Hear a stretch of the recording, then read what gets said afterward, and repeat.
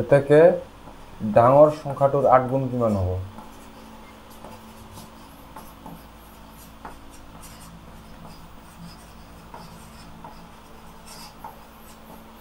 তাৰ মানে 8x তো প্ৰশ্ন দিয়ে আছে যে ডাঙৰ সংখ্যাটোৰ 8 গুণ সৰু সংখ্যাটোৰ বৰ্গৰ সমান অৰ্থাৎ 8x টু কাৰ সমান হ'ব সৰু সংখ্যাটোৰ বৰ্গৰ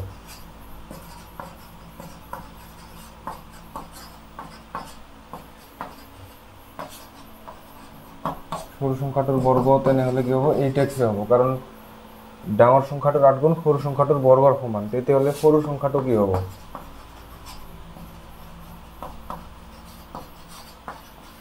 বর্গ 8x তাহলে সংখ্যাটো হ'ব √ প্লাস অর মাইনাস √8x তো অ্যাকর্ডিং টু কোশ্চেন কি কইছে যে সংখ্যা দুটার বর্গর পার্থক্য 180 মানে ডাঙর সংখ্যার বর্গ তো ডাঙর সংখ্যা আছে x তার বর্গ মানে x² মাইনাস সৰু সংখ্যার বর্গ কি মানে 8x ইকুয়াল কিমান দি আছে 180 প্রশ্ন মতে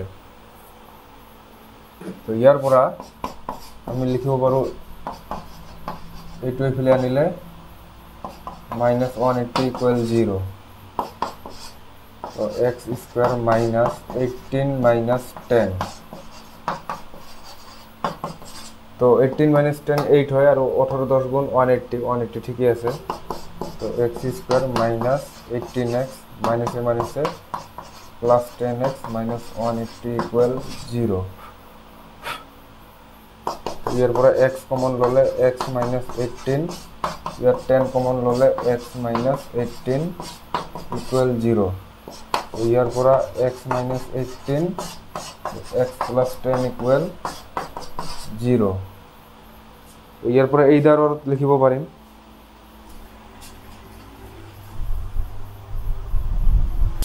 ইয়ার পরে কি হবে এই দ্বার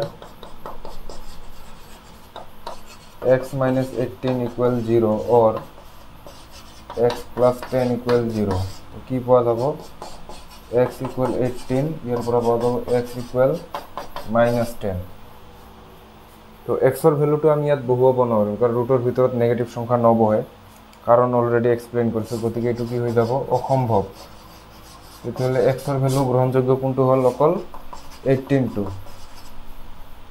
তেতিয়াহলে সংখ্যা দুটা কি হ'ব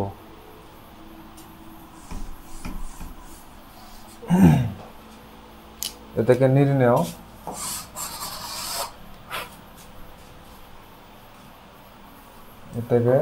নির্ণয় ডাঙৰ সংখ্যাটো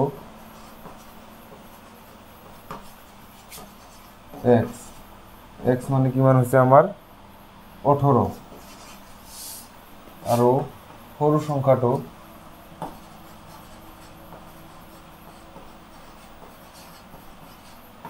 plus minus √8x তার মানে 8 into x এর ভ্যালু 18 পূরণ দিলে 8 8 গুণে 64 4 হাতত 8 গুণ 8 ইমান তার মানে প্লাস মাইনাস 12 ইয়ার পরে x সরু সংখ্যা দুটো পাওয়া হল এটাকে সংখ্যা দুটো নির্ণয় করেছে এটাকে নির্ণয় সংখ্যা দুটো হব সংখ্যা দুটো এনেকৈ লিখিব পারো আমি সংখ্যা দুটো কি হব 18,12 বা 18 minus 12 একেলগে লিখিলে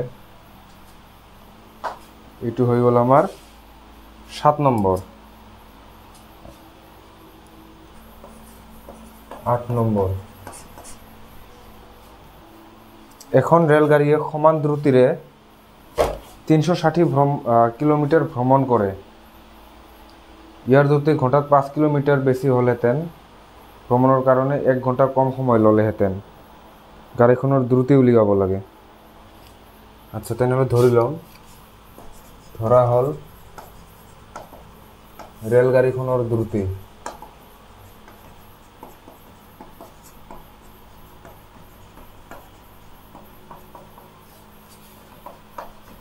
দ্রুতি কি বাদ লিখে একক x কিলোমিটার প্রতি ঘন্টা তো তেতিয়া 360 কিলোমিটার যাবলৈ সময় লাগিব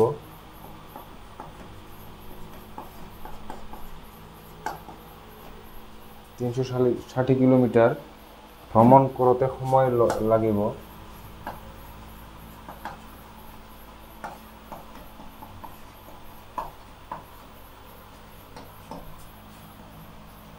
লব কিমান দিব সময়ৰ ফৰ্মুলা কি দূৰত্ব বাই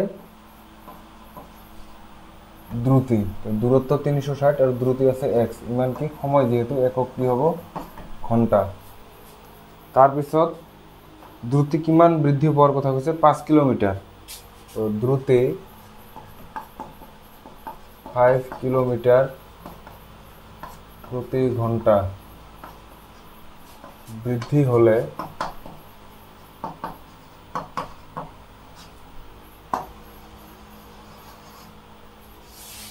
ৰেলগাড়ীখনৰ নতুন দ্ৰুতি হ'ব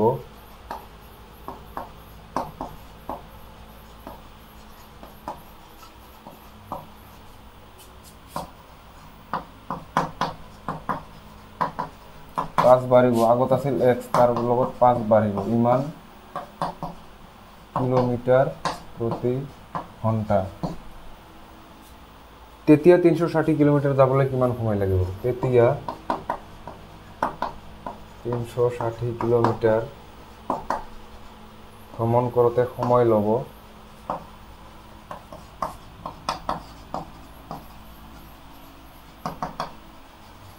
সময়ৰ ফৰ্মুলা কি দূৰত্ব বাই দ্ৰুতি তো দূৰত্ব ইমান আৰু দ্ৰুতি এই ক্ষেত্ৰত x + 5 ইমান ঘন্টা তো প্ৰশ্ন মতে কি কৈছিল 1 ঘন্টা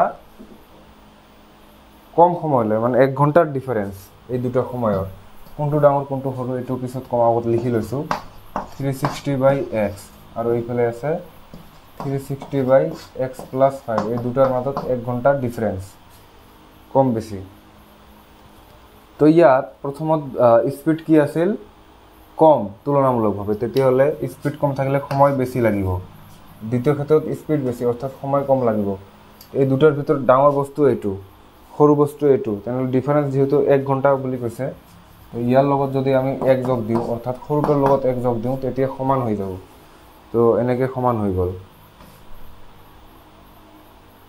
এইবাৰ 1 ঘন্টা কম সময় লগা বুলি কৈছিল তাৰ মানে এইটো 1 ঘন্টা কম সময় আগৰ তুলনাত গতিকে ইয়াত 1 যোগ দিলে এটোৰ সমান হৈ গল এতিয়া সলভ কৰিম 360/x এইফালে এটো লখাগু লৈছো ওপৰত 360 প্লাস 1 ইনটু এই বস্তুটো x + 5 360/x equal 360 plus x plus 5 by x plus 5 দিয়া কি হ'ব 360/x এইফালে হৈ যাব 365 plus x by x plus 5 তাৰ পিছত বজ্ৰপূৰণ দিব লাগিল x into this 365 plus x আৰু এই সাইডত 360 into x plus 5 বাকিখিনি সেইফালে কৰিব লাগিব ইয়াতে কৰি লৈছো যেনিবা ইয়াৰ পিছৰ লাইনখিনি ইয়াত কি আহি যাব আমাৰ 365x এটো কি হৈ যাব x স্কয়ার 360x তো পূরণ দিব লাগিল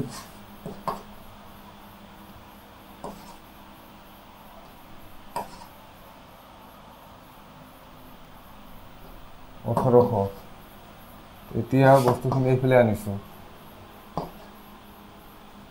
360x plus x square এইবিলাক এইফালে আনিছো equal 0 ইয়াৰ পৰা এটো 365 আছিল ইয়াত তো x স্কয়াৰ থাকিল এটো হিসাব কৰিলে হৈ যাব আমাৰ 5x - 1800 equal 0 তাৰ মানে এতিয়া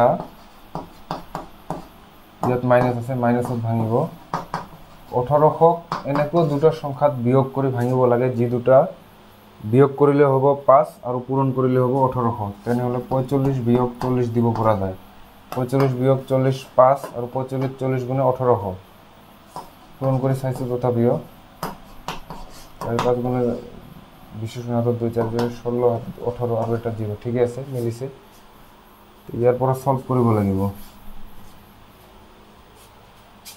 তো এক্স স্কোয়াৰ প্লাস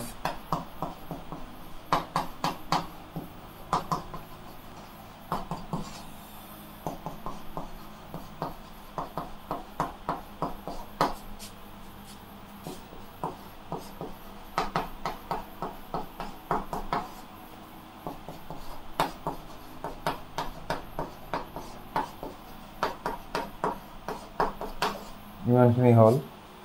তাৰপিছত ইয়াৰ পৰা সলভ কৰিব লাগিল। ইয়াৰ পিছৰখিনি মই ইয়াতে কৰি দিছোঁ। ইয়াৰ পিছৰখিনি তো ইয়াত কি হ'ব, এইডাৰ অৰ এইডাৰ এক্স প্লাছ 45 ইকুৱেল 0 অৰ এক্স মাইনাছ 40 ইকুৱেল 0। ইয়াৰ পৰা এক্স পালোঁ মাইনাছ 45, ইয়াৰ পৰা এক্স পালোঁ 40। তো যেহেতু এক্সটো কি আছিল স্পীড, আৰু স্পীড কেতিয়াও ঋণাত্মক হ'ব নোৱাৰে, গতিকে এইটো কি হৈ যাব, অসম্ভৱ। এইটো অসম্ভৱ বা অগ্ৰহণযোগ্য।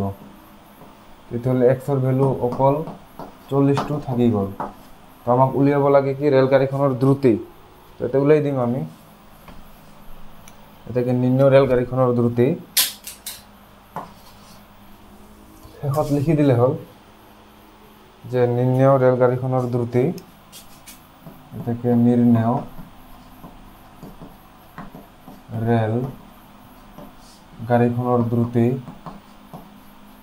গড় দ্ৰুতি একচুৱেলি বুজাব, যি কি নহওক দ্ৰুতি লিখিলে হ'ব। ইয়াত 40 কিলোমিটাৰ প্ৰতি ঘণ্টা হৈ গ'ল। ইয়াত সিকুৱেন্সটো মনত ৰাখিব লাগিব। প্ৰথমে এইখিনি কৰিছোঁ, ইয়াৰ পৰা বাকীখিনি এই চাইডত কৰিছোঁ, ইয়াৰ পৰা বাকীখিনি এইফালে কৰিছোঁ।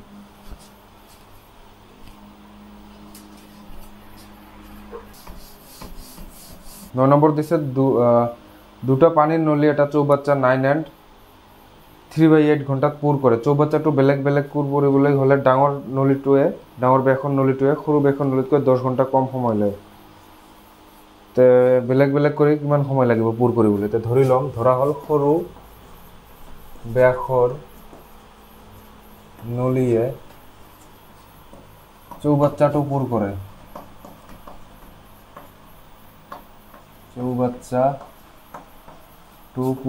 চৌবাচ্চা মানে পানীৰ পাত্ৰ বুলি এটা ধৰি ল'লে হ'ল, ইকুৱেল এক্স ঘণ্টাত। ডাঙৰটোৱে কিমানত কৰিব? সৰুটোতকৈ 10 ঘণ্টাত কমত কৰে। এটাকে ডাঙৰ ব্যাসৰ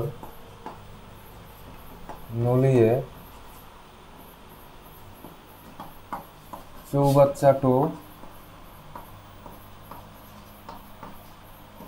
পুৰ কৰে সৰুটোতকৈ 10 ঘণ্টা কমত। তেনেহ'লে ইয়াতকৈ 10 ঘণ্টা কম, ইমান ঘণ্টাত। তো এতিয়া আমি কথাখিনি ওলোটাই লিখিম। তো অৰ্থাৎ সৰুটোৱে কিমানত পুৰ কৰিছে? x ঘণ্টাত। তো এই কথাখিনি ওলোটাই লিখিছোঁ। x ঘণ্টাত সৰু ব্যাসৰ নলীয়ে চৌবাচ্চা পুৰ কৰে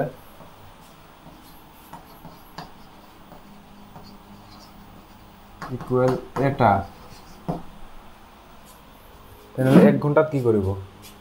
এটাকে 1 ঘণ্টাত সৰু ব্যাসৰ নলীয়ে চৌবাচ্চা পুৰ কৰে কি হ'ব?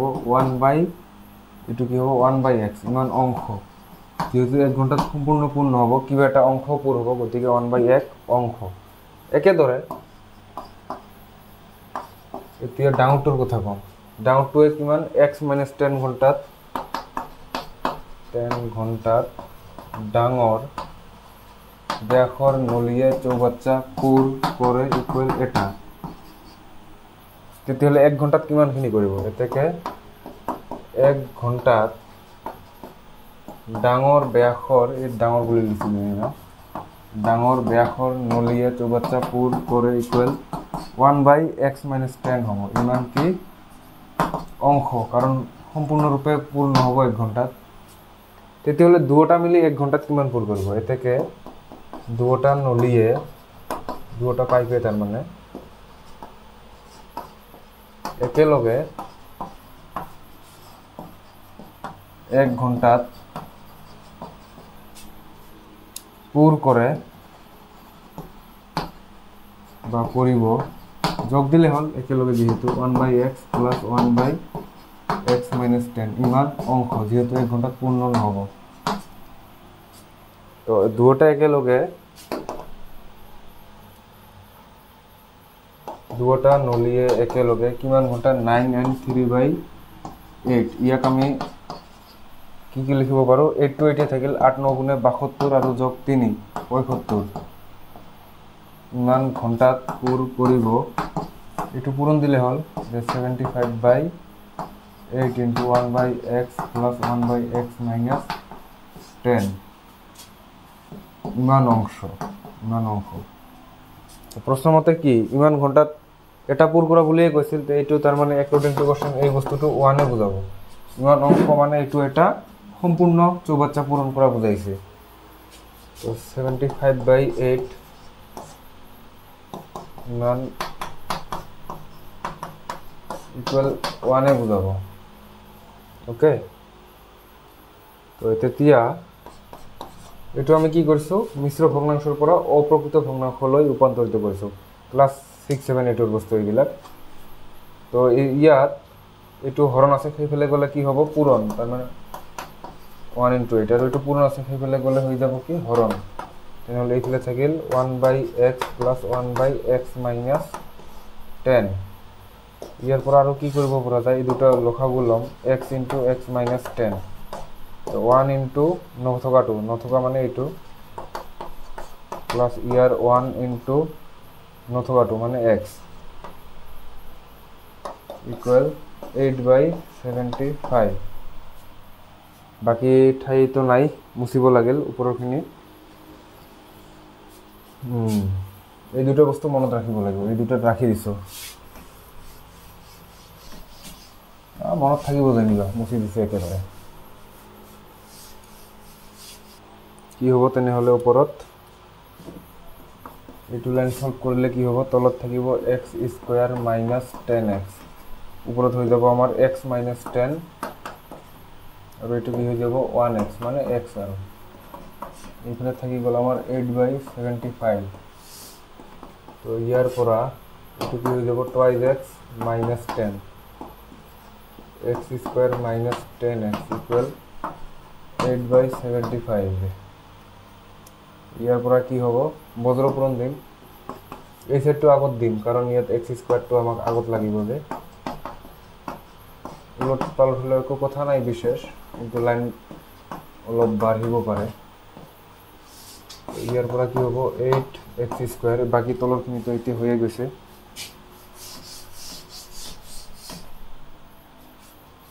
minus 80x এই দুটো মিলি কি হ'ব 150x আৰু এইটো 750 তো এইফালে আনিছো যেনিবা 8x square minus 80x minus 150x plus 750 is equal 0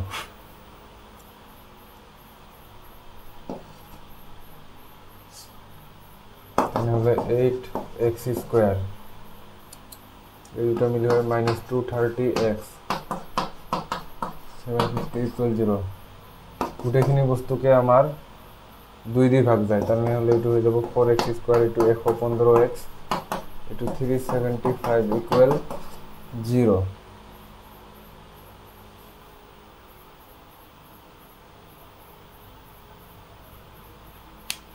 এতিয়া এইটো আৰু এইটো পূৰণ দিলে কিমান হয় 1500 375 into 4 দিলে কিমান হয় 1500 তো তাৰ মানে কি বুঝলি ইয়াৰ পৰা যে এই দুটো পূৰণ দিলে যেহেতু 375 into 4 পূৰণ দিলে হৈ যায় আমাৰ 1500 তেনেহলে 1500 জগত এনেকৈ ভাঙিব লাগিব যে দুটা সংখ্যা ভাঙিলে আচ্ছা প্ৰথমৰ পৰা কৈছো ভালকে 375 আৰু 4 পূৰণ কৰিলে হয় 1500 তো ইয়াত যোগ যেহেতু আছে ইয়াত যোগ বহিল তাৰ মানে 1500 এনে দুটা সংখ্যাত ভাঙিব লাগিব যে দুটা যোগ কৰিলে 115 হয় আৰু পূৰণ কৰিলে 1500 তো মই ইয়াত 15 যোগ 100 দিব পাৰো 100 যোগ 15 115 আর পূরণ দিলে 1500 হয়।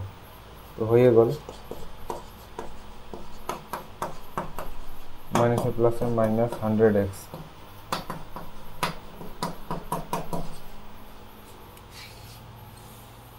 তো ইয়াত অকল আমার x কমন যায়, তেতি হলে 4x মাইনাস 15, যত 4x মাইনাস 15 আহিব লাগিব। তো x গৈছে 4 ইয়াত, তেনেহ'লে বাকী থাকিল 25। তো ইয়াৰ পৰা 4x minus 15 x minus 25 equal 0। তো ইয়াৰ পৰা এই দ্বাৰত পাই যাম আমি দুটা ভ্যালু x-ৰ।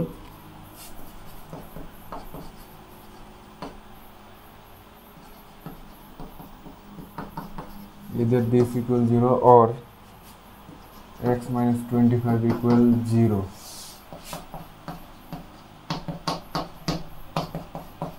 x equal 15/4, এরপরে x equal হয়ে গেল 25। এটু অসম্ভব হল, ভগ্নাংশ হওয়ার কারণে নয়, এর কারণ হল 15/4 মানে ইয়ার কি 3 পয়েন্ট সামথিং আহে। তো 3 পয়েন্ট সামথিং যেনিবা আহিল, তো x মানে কি সৰু চৌবাচ্চাটো পূৰ কৰাৰ সময়। তো সৰু চৌবাচ্চাটো যদি 3 ঘণ্টা আৰু কিমান বা মিনিটত কৰে, ডাঙৰটো তাতকৈ কিমান কম বুলি কৈছে 10 ঘণ্টা কম। তেনেহ'লে 10 ঘণ্টা কেনেকৈ কম হ'ব? এনেতো এই 3 ঘণ্টা, তেনেহ'লে তাৰ পৰা 10 ঘণ্টা আৰু কম কেনেকৈ আমি উলিয়াব পাৰিম? গতিকে গ্ৰহণযোগ্য ভ্যালু এটাই থাকিল, সেইটো হ'ল x ইকুৱেল 25। গতিকে নিৰ্ণয় সৰু চৌবাচ্চাটোৱে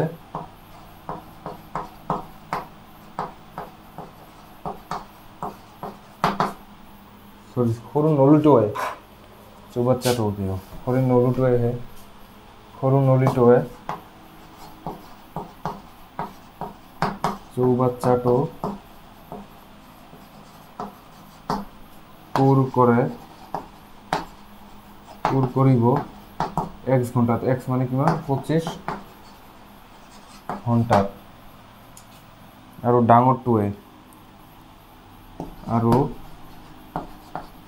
ডাঙৰ নলীটোৱে